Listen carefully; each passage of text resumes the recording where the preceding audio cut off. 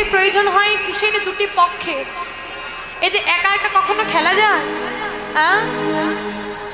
একা একা কখনো খেলা যায়? এহ জগতের মাঝে খেলতে গেলে দুটি পক্ষর প্রয়োজন হয়। কেন? সেই দুটি পক্ষ খেলার মধ্যে কোনো পক্ষ হেরে যায়, আবার কোনো পক্ষ জয় লাভ করে। কি তাই তো? জগতে দুটি পক্ষ থাকে, কেউ জয়ের পরাজয় বরণ করে, কেউ জয়ের আনন্দ লাভ করে। একবারে ভেবে দেখুন, যে পক্ষ হেরে যায় তার বদনগুলো কেমন হয়? খুব ভালো, বেশ। আর যারা জিতে যায়, কি গো, খেলায় যারা জিতে যায় তাদের বদনটা অনেক হাস্যোজ্জ্বল হয়।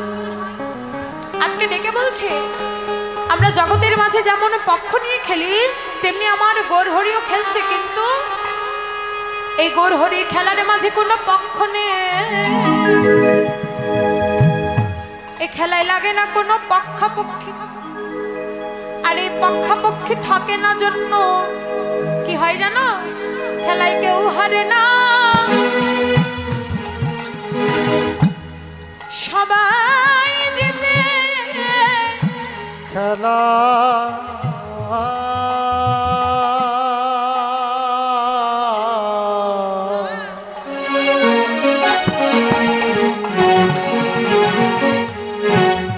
কেউ হারে না, সবাই যেতে। যারা হরি নামে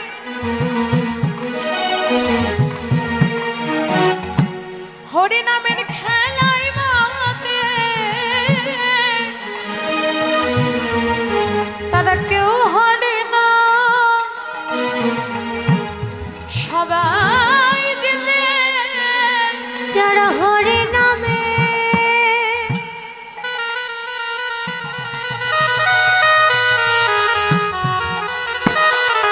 খেলাতে মাতে,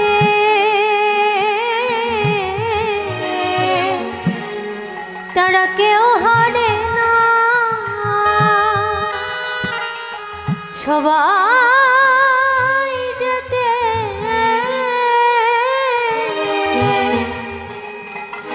যারা একবার হরিনামের খেলায় অংশগ্রহণ করেছে,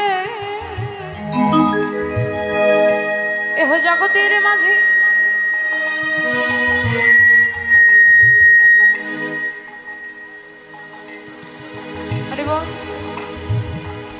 এহ জগতের মাঝে যতদিনে তোমার ওই দেহ খাঁচায় প্রাণ আছে,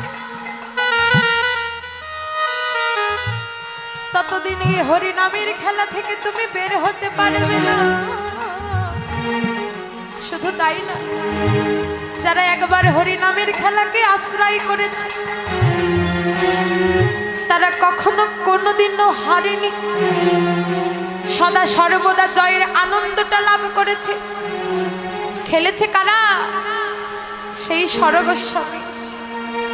কি বাবা? সেই রূপ সনাতন গোস্বামী, রূপ গোস্বামী, শ্রীজীবী গোপাল ভট্ট দাস রঘুনাথ, এই ছয় গোসাইর করে চরণ বন্দনা, এই ছয় গোসাইর করে চরণ বন্দনা। বাবা, তাদের চরণ কি এমনি এমনি বন্দনা করা হয়? সেই ছয় গোস্বামী, স্বরগোস্বামী, যারা হরি নামের মাহাত্ম্যটাকে বুঝতে পেরে হরির নামকে আশ্রয় করেছে, আর সেই হরির নামকে আশ্রয় করেছে জন্য দেখো আজকে প্রত্যেক ভক্তের হৃদয়ে মাঝে স্বর্ণাক্ষর দিয়ে লেখা রয়েছে সেই স্বরগোস্বামীর নাম। কি বাবা আছে না? বললেন নাম পূর্ণ গাওয়ার সময় এই স্বরগোস্বামীর নাম করা হয়, আরতি করতে গেলে স্বরগোস্বামীর নাম করা হয়। দেখেছে, তারাও আমাদের মতোই মানুষ, কিন্তু হরিনামকে আশ্রয় করে তারা জগতের বুকে সারা জীবনের মতো স্মরণীয় হয়ে থাকলো। কিন্তু আমরা কি করলাম? বলছে হরিনামের এমনই গো, যারা একবারে ধরার মতো ধরেছে, আশ্রয় করার মতো করেছে, এহ জগতের মাঝে সবাই ছেড়ে গেলেও হরিনাম তাকে কখনো ছাড়ে না। আর এই হরিনামের খেলাটা হলো এমনই খেলা, দেখুন এহ জগতের মাঝে খেলা খেলতে গেলে নির্দিষ্ট একটি স্থানের দরকার হয়, কি মা তাই না? নির্দিষ্ট একটি স্থানের দরকার হয়, একটি জায়গার দরকার হয়, যে জায়গায় বসে খেলা হয় বা দাঁড়িয়ে খেলা হয়। শুধু তাই না, খেলা খেলতে গেলে একটু বয়সের তারতম্য থাকে, যে আমি যদি খেলতে যাই আমি কোনো 60 বছরের বৃদ্ধার সাথে খেলবো না, খেলবো কার সাথে? আমার মতো যারা সমবয়সী। কিন্তু বাবা, এই হরিনামের খেলা এমনই খেলা, এই খেলায় লাগে না কোনো জায়গা, লাগে না কোনো স্থান কাল পাত্রের ভেদাভেদ। এই খেলা খেলতে চাও, মা একা একা খেলতে চাও, জপমালাটা নিয়ে নির্জন ঘরে বসে একা একা জপের মালাটা নিয়ে একা একা নির্জন একাকী ঘরে হরিনামের খেলা খেলা যায়। আবার সবাইকে নিয়েও খেলা যায়, যেমন খেলায় আজকে আমরা সবাই মেতে আছি, যেমন খেলায় সবাই মেতে আছি। আজকে মহাজন ডেকে বললেন এই খেলা এমনই খেলা, এই খেলার রস গাঢ় থেকে গাঢ়তম হতে হতে খেলার রসটা যখন সর্বোচ্চ শিখরে উঠে যায় কি হয় জানো? ধরো কোনো পিতা তার পুত্রের সাথে খেলছে, খেলা খেলতে খেলতে কি হয় জানো? কত পিতা ধরে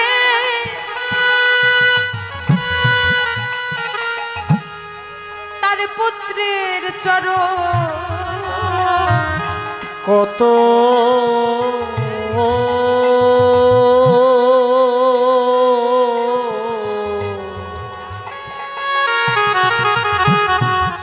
কত পিতা ধরে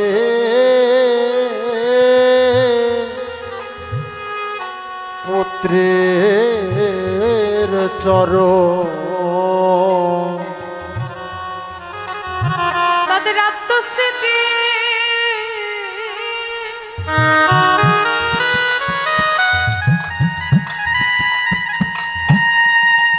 হয়ে বিস্মরণ। ভেবে দেখেছে এই খেলার এমনই গুণ। বলছেন খেলা খেলতে খেলতে পিতার আর সেই পিতৃত্ব বোধ থাকে না, তার মধ্যে থাকে না আমি পিতা হয়ে পুত্রের চরণে কেন হাত দিচ্ছি। নিজের আত্মস্মৃতিটাকে ভুলে গিয়ে পিতা হয়ে পুত্রের চরণে হাত দেয়। শুধু তাই নয় বাবা, আজকে আমরা এ জায়গায় এসেছি, সবার চরণে হাত দিচ্ছি। কেউ কি কখনো ভেবেছি কার চরণে হাত দিচ্ছি? কে আমার থেকে ছোট, কে আমার থেকে বড়, সমস্ত ভেদাভেদ নিজের হৃদয় থেকে মুছে দিয়ে সবার চরণে আমরা হাত দিচ্ছি। আজ মহাজনে ডেকে বলছেন ওরে চরণে হাত দিতে কখনো দ্বিধাবোধ করবে না, চরণে হাত দিতে কখনো দ্বিধাবোধ করবে না। কেন জানো? কারণ এভাবে চরণে হাত দিতে দিতে দিতে দিতে যদি কখনো কোনোদিনও তোমার সাধুগুরু বৈষ্ণবের চরণে একবার হাতটা পড়ে যায়,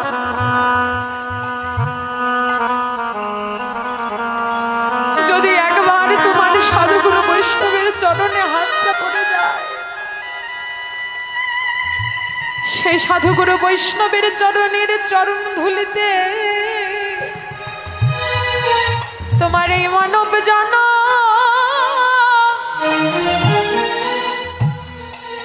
ধন্য হবে।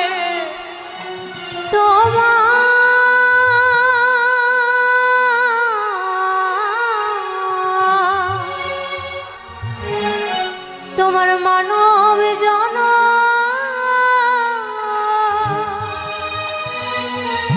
জনমে ধন্য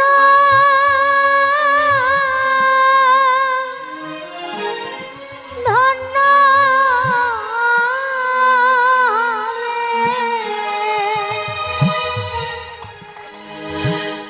আমার ভাগ্যে তো হলো না, কৃষ্ণ কৃপা কবে লাভ হবে তাও জানে না।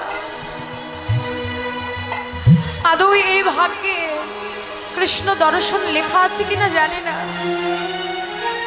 আজকে আপনাদের মতো সাধুগুরু বৈষ্ণবদের কাছে পেয়ে, আপনাদের মতো শুদ্ধ নিষ্কিঞ্চনদের ভক্তদের কাছে পেয়ে, বাবা জানি না জীবনের বেলাটা কখন ডুবে যাবে। আজ আপনাদের মতো শুদ্ধ নিষ্কিঞ্চন ভক্তকে কাছে পেয়ে আমার আপনাদের চরণের দ্বার প্রান্তে আমার করখানিকে বাড়িয়ে দিলাম। ও ভক্তগণ, একবারে দাও দাও তোমাদের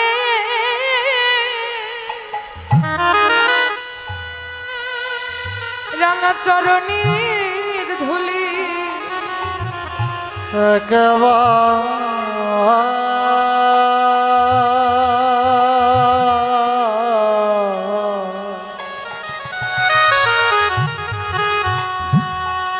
একবার দাও দাও ভক্ত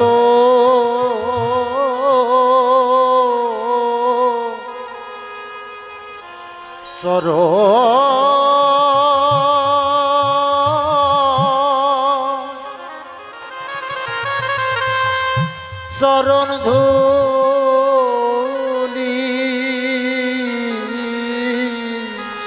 একেবারে দাও দাও তোমাদের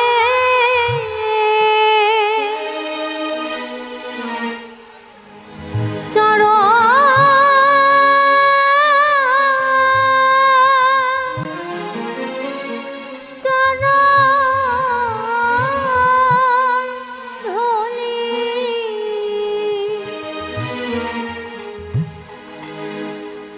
ধুলি মেখে জীবন এই তাপিত হৃদয়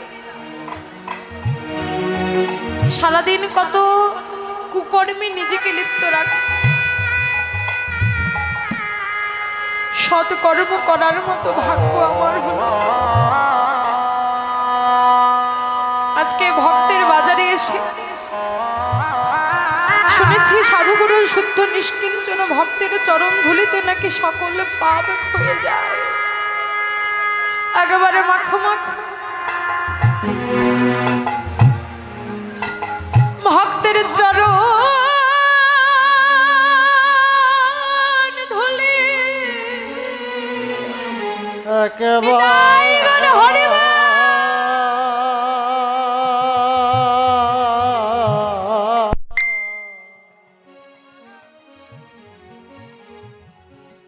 একবার দাও দাও ভক্ত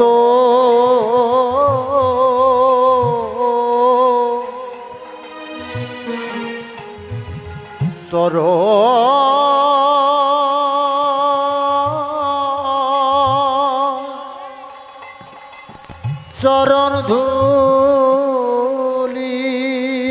ধুলে মেখে জনম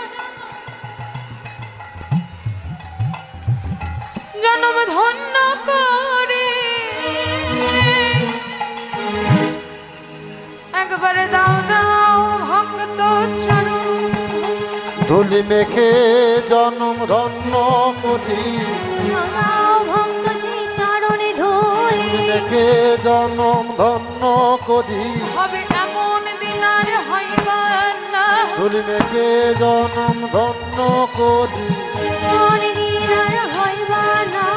মেখে জনম ধন্য করি। একবারে দাও দাও ভক্ত চরণ ধুলি ধুলি মেখে জনম ধন্য করি। দাও দাও ভক্ত চরণে ধুলি মেখে জনম ধন্য করি।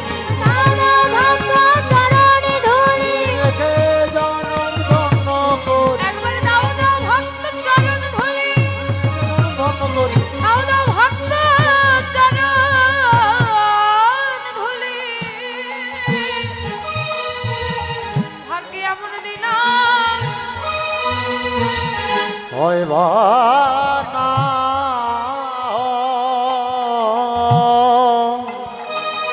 আজ গৌর হরি ডেকে বলছো গো শীঘ্র করে গুছিয়ে নাও। যে দেখো ওই গগন আকাশের বেলা, গগন আকাশের বেলা যে অস্ত যায়,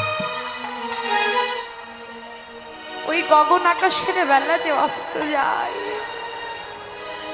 আজ সমস্ত ভক্তগণকে ডেকে বলছে গৌরহরি ওগো দেবা দেবাবসান হেরি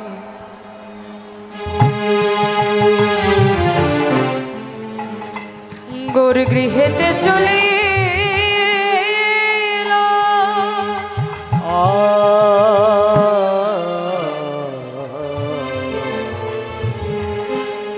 দিবায় অবসান হেরি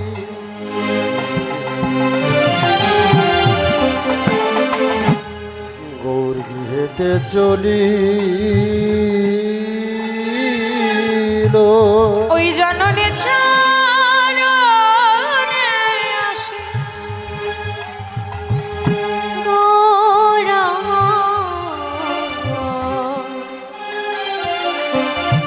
আজ প্রণাম করিল ওই জননী চরণে আসে ও রামা প্রণাম করিল জননী চরণে আসি গৌরামা প্রণাম করি